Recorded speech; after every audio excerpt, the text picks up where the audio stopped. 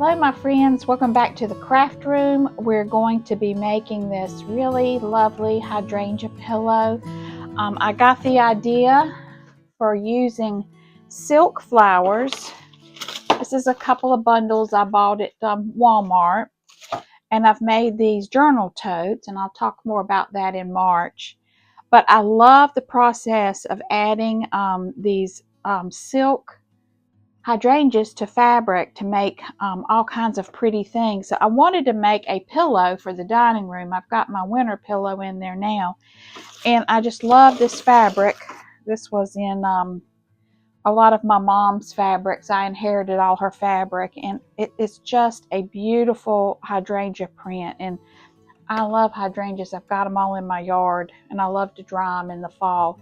So we're going to make this pillow using this technique, and I'll show you step by step how to prepare the flowers, how to take them off the stems, how to prepare them. You can do this with any silk flowers. They had some really pretty pansies at the Dollar Tree. I'll go back and get next time I want to make this. But I'll show you step by step how to do it. So you're going to need a top fabric. You're going to need a backing, and I took apart a pillow. It's like a blue velvet. So I'm going to use this as my backing. I do have fusible webbing that I've ironed on this, and then some quilt batting. And so you're going to need some beads. Now I got this pack at Walmart. It's like an iridescent, which goes real well with these colors. And so I'm going to be using up the smaller beads for this project. Now I want to do a sawtooth edging around, so I've cut some 4x4 squares, and I'll show you how to make these into triangles. Then today when I was at Walmart, I found this fabric that matches that green perfect, so I'm going to cut out some more squares, and then I'll show you step by step how to put all this together, how to stuff it. And then the last step after we've made the pillow, stuffed it, is we're going to add on these really pretty petals and just fill up this with hydrangea petals. So let's get started making a beautiful spring pillow. First step, I cut a 20 by 20 piece of fabric for the top of my pillow. Then I ironed on some interfacing onto the back just to give it some body, and then I've cut a 20 by 20 piece of quilt batting. And I'm going to pin all of this together, and then we're going to take it over to the machine and just do a spiral quilting pattern all the way around just to quilt those two layers. So I'm over at the machine finishing up.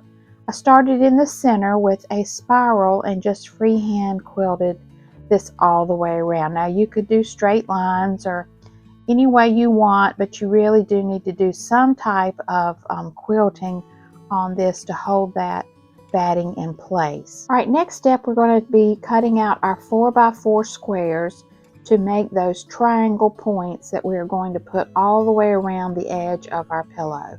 So using my rotary cutter and mat, I am measuring out 20 of the green, 20 of the floral, and 20 of a blue fabric. Everything coordinates. Now once I've got the squares cut, we're going to go over to the ironing board and we're going to make our little points. All right, so I take that 4x4 square, fold it in half and press, and then fold it in half again and press that one. So I'm going to do all 60 of these little squares. Now I did not end up using all 60. I've got some left over for another project, but it's good to go ahead and have all this done ahead of time before you start sewing. So put on some music and get busy ironing. All right, now we are going to take all those little points that we've made, and you can see I've been playing around with it, and I've got my pattern going, and the two sides match, and then the top and bottom match. So using a pin, I'm going to go around, and I kind of use my thumb as a measurement to make sure they're all about the same length apart, and then I just pin these in place according to the way that I figured out what kind of pattern I wanted to use. Now I'm right up against that seam line, and we're going to go over to the machine after I get everything pinned in place and just do a 1/4 inch seam line all the way around all four sides of this square. So it does take some time to make these, but it looks so pretty when the quilt is or the pillow is completely finished. And then I matched into the corner that other side and then put a pin in there, and we are ready to sew. Notice that spiral in the middle of the pillow. That was just done on the machine, and it looks so nice. All right, we're going to go around and sew all four sides 1/4 of an inch and then take out the pins. All right, the pins are out. I've sewn all the way around. See how cute that looks? Go back and check and make sure you've caught everything, both sides of the triangle, before we put on our last layer, which is the back of the pillow. And it is 20 by 20. It's a really pretty navy velvet. And so I'm just going to pin this in place all the way around and then leave about a 3-inch gap for turning. And I usually put a clip to help me remember that's where I'm going to turn. So now I'm doing a 5/8 inch seam line to make sure that I've caught all of those triangle edges. So 5/8 seam line all the way around the pillow, leaving a 3-inch opening. Now you're going to take your scissors and trim off all that extra bulk and then clip those corners so that when it turns it looks nice and flat.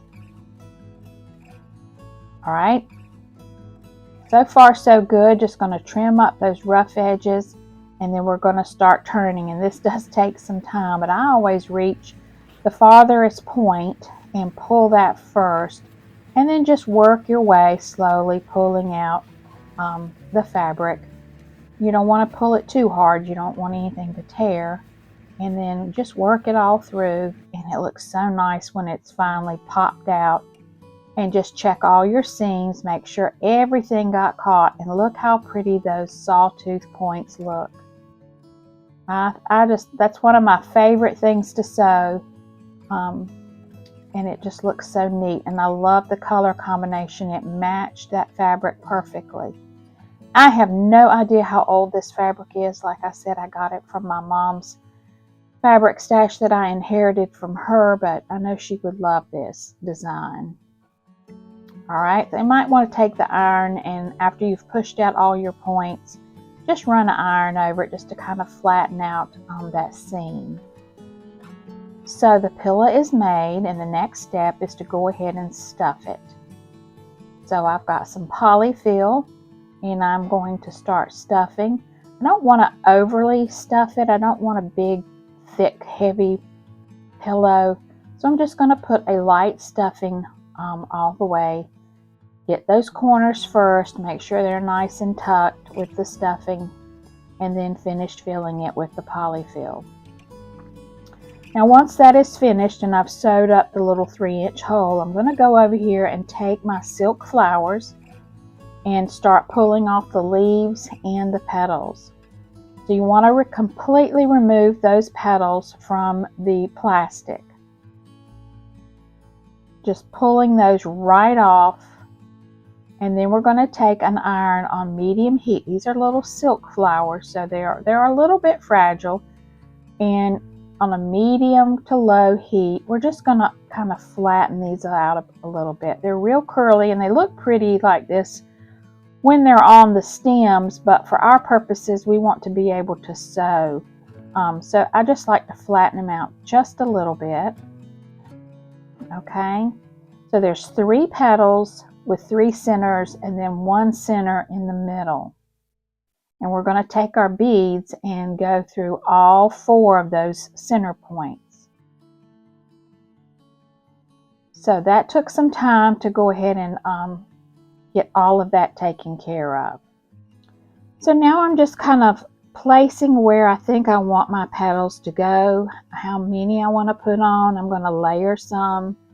And this is just the playtime where you kind of look around and see what you want to do. And now we start sewing. And this is a hand sewing project, so it does take some time.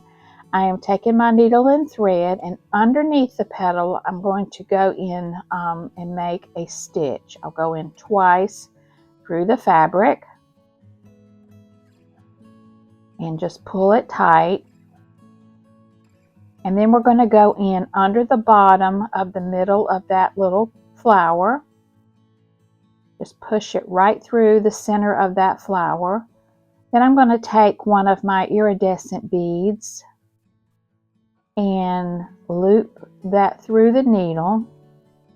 And I've decided I'm going to have to get a magnifying glass to wear around my neck. I had the worst time trying to see how to get that through that hole. But these are little tiny beads and they match this color perfectly. All right, and I'm going to go underneath that bead through the hole and pull it tight. You want to do that 2 times so that your bead is nice and secure. So go back through the hole,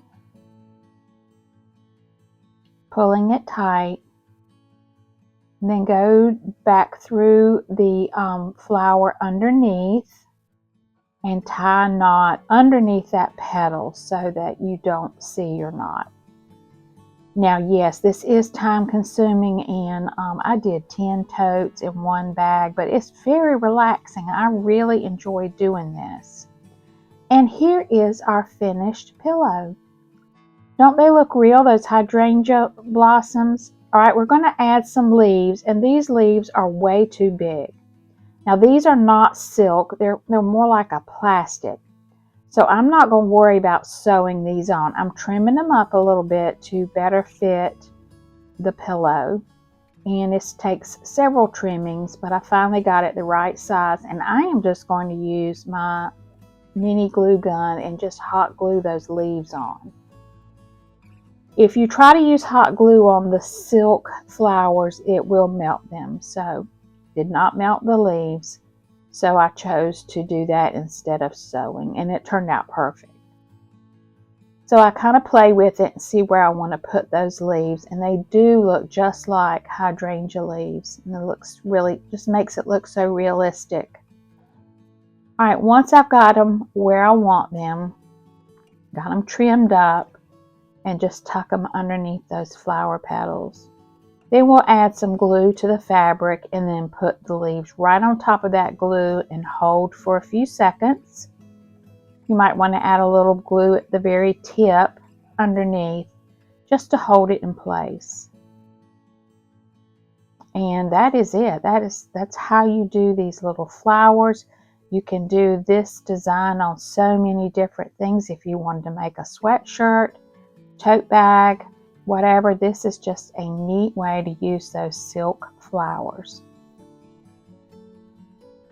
And doesn't those little sawtooth edge colors match everything so perfectly? I was real tickled with that. All right, after everything is glued, you are done with your pillow. You can go ahead and put that in place in your home or give this as a gift. But I hope you'll try this idea. It really does work great. They had some gorgeous pansies at the Dollar Tree I'm going to go back and get and do something with. All right, spring is on the way, my friends. You've got to try to make one of these. Let me show you what the tote bags look like.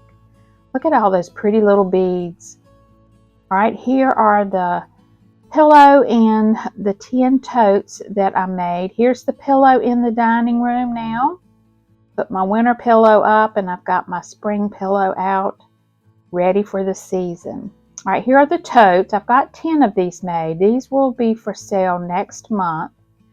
I have, these are called journal totes, and I've really just recently gotten into journaling, and I will have a daily Bible writing journal to go in here also with that, just to help you along every day to write out some scripture, but I thought it looked so pretty tucked in to this tote. So make sure you follow along, and I will, in my community post, I will let you know when these are available to order.